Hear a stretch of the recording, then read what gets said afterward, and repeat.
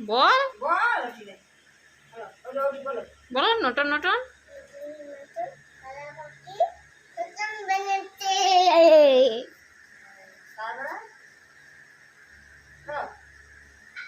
ও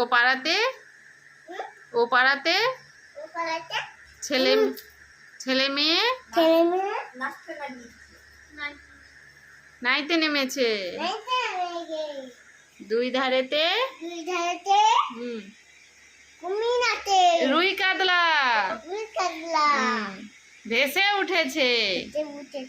কে দেখেছে? কে দেখেছে? বর্ষণ দেখেছে। আমি দেখি না।